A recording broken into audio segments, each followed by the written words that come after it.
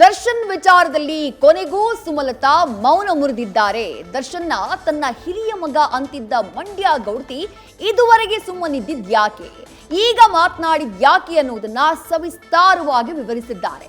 ರೇಣುಕಾ ಸ್ವಾಮಿ ಕುಟುಂಬಕ್ಕೆ ನ್ಯಾಯ ಸಿಗಬೇಕು ಅಂತ ಹೇಳ್ತಾನೆ ದರ್ಶನ್. ಆರೋಪಿಯಷ್ಟೇ ಅಪರಾಧಿಯಲ್ಲ, ಸಮರ್ಥನೆ ಮಾಡಿಕೊಳ್ಳೋಕೆ ಅವ್ರಿಗೂ ಕೂಡ ಅವಕಾಶ ಕೊಡಿ ಅಂತ ಹೇಳಿದ್ದಾರೆ.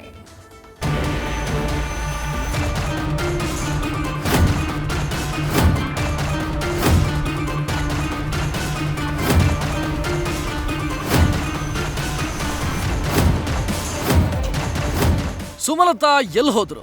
ಅವರ ಹಿರಿಯ ಮಗ ದರ್ಶನ್ ರೇಣುಕಾ ಸ್ವಾಮಿ ಕೊಲೆ ಕೇಸಲ್ಲಿ ಜೈಲು ಸೇರಿದ್ದಾರೆ.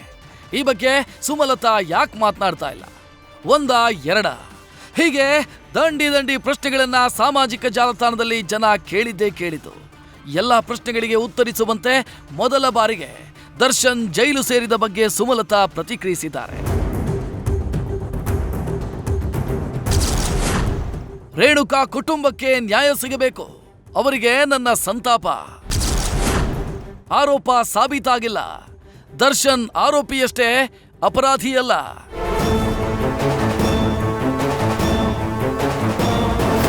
ನಟ ದರ್ಶನ್ ಮತ್ತೆ 14 ದಿನಗಳ ಕಾಲ ಜೈಲು ಪಾಲಾದ ಬೆನ್ನಲ್ಲೇ ಮಾಜಿ ಸಂಸದೆ ಸುಮಲತಾ ದಿಢೀರನೆ ಪ್ರತ್ಯಕ್ಷರಾಗಿದ್ದಾರೆ. ಮಾತ್ರ ಅಲ್ಲದೆ ದರ್ಶನ್ ಜೈಲು ವಾಸದ ಬಗ್ಗೆ ಮೊದಲ ಬಾರಿ ಪ್ರತಿಕ್ರಿಯಿಸಿದ್ದಾರೆ. ಇನ್ಸ್ಟಾಗ್ರಾಂನಲ್ಲಿ ಸುದೀರ್ಘ ಪೋಸ್ಟ್ ಮಾಡಿ ಎಲ್ಲದಕ್ಕೂ ಉತ್ತರ ಕೊಟ್ಟಿದ್ದಾರೆ. ದರ್ಶನ್ ಆರೋಪಿಯಷ್ಟೇ, ಅಪರಾಧಿ ಅಲ್ಲ ಅನ್ನೋದನ್ನ ಒತ್ತಿ ಹೇಳಿದ್ದಾರೆ.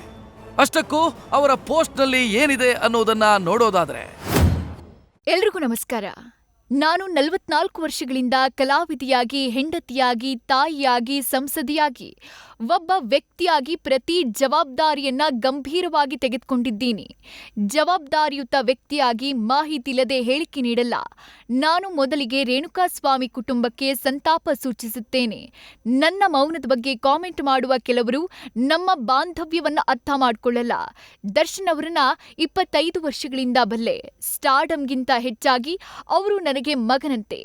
ಯಾವ ತಾಯಿಯೂ ತನ್ನ ಮಗುವನ್ನ ಈ ರೀತಿಯ ಪರಿಸ್ಥಿತಿಯಲ್ಲಿ ನೋಡುವುದನ್ನ ಸಹಿಸಲ್ಲ. ನಾನು ದರ್ಶನ್ ಅವರನ್ನ ಪ್ರೀತಿಸುವ ಹೃದಯ ಹೊಂದಿರುವ ಅತ್ಯಂತ ಕಾಳಜಿಯುಳ್ಳ ಮತ್ತು ಉದಾರ ವ್ಯಕ್ತಿ ಎಂದು ತಿಳಿದಿದ್ದೀನಿ. ಈ ಕೃತ್ಯವನ್ನ ಮಾಡುವ ವ್ಯಕ್ತಿತ್ವ ದರ್ಶನ್ದಲ್ಲ. ದರ್ಶನ್ ಜೊತೆ ಪತ್ನಿ ವಿಜಯಲಕ್ಷ್ಮಿ, ಮಗನನ್ನ ಗುರಿಯಾಗಿಸಿಕೊಂಡಿರುವುದು ತುಂಬಾ ಅನ್ಯಾಯ. ಇತರೆ ಆರೋಪಿಗಳ ಬಡ ಕುಟುಂಬಗಳು ಸಂಕಷ್ಟಕ್ಕೆ ಸಿಲುಕಿರುವುದು ನೋವಿನ ಸಂಗತಿ. ತನಿಖೆ ನಡೆಯುತ್ತಿದೆ. ದರ್ಶನ್ ಆರೋಪಿ ಯಾವುದು ಸಾಬೀತಾಗಿಲ್ಲ. ಚಿತ್ರರಂಗ ಅಸ್ತವ್ಯಸ್ತವಾಗಿದೆ. 1000 ಜನರ ಜೀವನೋಪಾಯ ಅವರ ಚಲನಚಿತ್ರ ನಿರ್ಮಾಣಗಳ ಮೇಲೆ ಅವಲಂಬಿತವಾಗಿದೆ. ದರ್ಶನ್ ನನ್ನನ್ನ ಮದರ್ ಇಂಡಿಯಾ ಅಂತ ಕರೀತಾರೆ. ನಾನು ಬದುಕಿರುವವರೆಗೂ ಅವನು ನನ್ನ ಹಿರಿಯ ಮಗನಾಗಿರ್ತಾನೆ. ದರ್ಶನ್ ನಿರಪರಾಧಿ ಎಂದು ಸಾಬೀತುಪಡಿಸಿ ಚಿತ್ರೀಕರಣ, ಸಾಮಾನ್ಯ ಜೀವನ ಪುನರಾರಂಭಿಸುತ್ತಾರೆ ಎಂದು ಭರವಸೆ ಹೊಂದಿದ್ದೀನಿ. ದರ್ಶನ್ ಅಭಿಮಾನಿಗಳು ಶಾಂತವಾಗಿರಿ. ನಿಮ್ಮ ಹೇಳಿಕೆ ಅವರ ಕುಟುಂಬದ ಮೇಲೆ ಪರಿಣಾಮ ಬೀರಬಹುದು. ಇದು ಕೇವಲ ಕೆಟ್ಟ ಹಂತವಾಗಿದೆ. ಅವರಿಗೆ ನಮ್ಮೆಲ್ಲರ ನೈತಿಕ ಬೆಂಬಲದ ಅಗತ್ಯ ಇದೆ. ಯಾರೂ ಕಾನೂನಿಗಿಂತ ಮೇಲಲ್ಲ ಮತ್ತು ನಾವು ಅದನ್ನ ಗೌರವಿಸಬೇಕು ಮತ್ತು ತಾಳ್ಮೆಯಿಂದ ಕಾಯಬೇಕು. ಒಳ್ಳೆಯ ಸಮಯ ಮರಳಲು ಪ್ರಾರ್ಥಿಸಬೇಕು. ನಮ್ಮ ಕಾನೂನು ವ್ಯವಸ್ಥೆಯ ಮೇಲೆ ನಂಬಿಕೆ ಇರಲಿ, ದೇವರಲ್ಲಿ ನಂಬಿಕೆ ಇರಲಿ. ಎಲ್ಲವೂ ಸರಿಯಾಗುತ್ತದೆ. ಸತ್ಯಮೇವ ಜಯತೆ. ಇನ್ನು ಇನ್ಸ್ಟಾಗ್ರಾಂನಲ್ಲಿ ಸುಮಲತಾ ಪೋಸ್ಟ್ ಮಾಡಿದ್ದಲ್ಲದೆ ಇದಕ್ಕೆ ಪ್ರತಿಕ್ರಿಯೆ ಕೂಡ ಕೊಟ್ಟಿದ್ದಾರೆ. ಏನೇ ಮಾತಾಡಿದ್ರು ಅದು ನನ್ನ ವೈಯಕ್ತಿಕ ವಿಚಾರ. ಇದು ಆ್ಯಸ್ ಅ ಪಬ್ಲಿಕ್ ಫಿಗರ್ ಅಥವಾ ನಾನು ಒಬ್ಬ ಪಾರ್ಟಿ ಮೆಂಬರ್ ಆಗಿ ಆ ನಿಟ್ಟಿನಲ್ಲಿ ನಾನು ಮಾತಾಡಿದ್ದಲ್ಲ. ನನ್ನ ಪರ್ಸ್ನಲ್ ಆಗಿ ನಾನು ಹಂಚ್ಕೊಂಡಿರೋ ಅಂಥ ವಿಚಾರ ಇದು.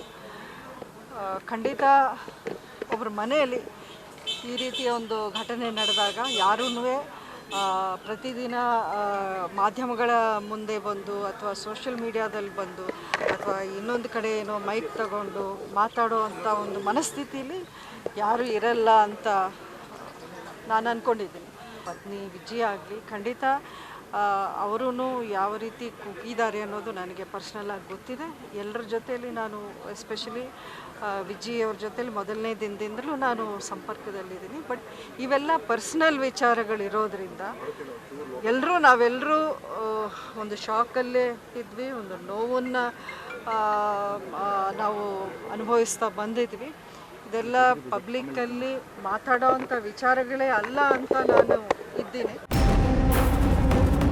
ಒಟ್ಟಾರೆ ದರ್ಶನ್ ಜೈಲು ಪಾಲಾಗಿ ಅರ್ಧ ಮಾಸವಾಗಿದೆ. ಈಗ ಮತ್ತೆ 14 ದಿನಗಳ ಕಾಲ ಕೋರ್ಟ್ ಪರಪ್ಪನ ಮಡಿಲಿಗೆ ಕಳಿಸಿದೆ. ಈ ನಡುವೆ ಮಾಜಿ ಸಂಸದೆ ಸುಮಲತಾ ದರ್ಶನ್ ಬಗ್ಗೆ ಮಾತನಾಡಿರೋದು ಕುತೂಹಲ ಸೃಷ್ಟಿಸಿದೆ.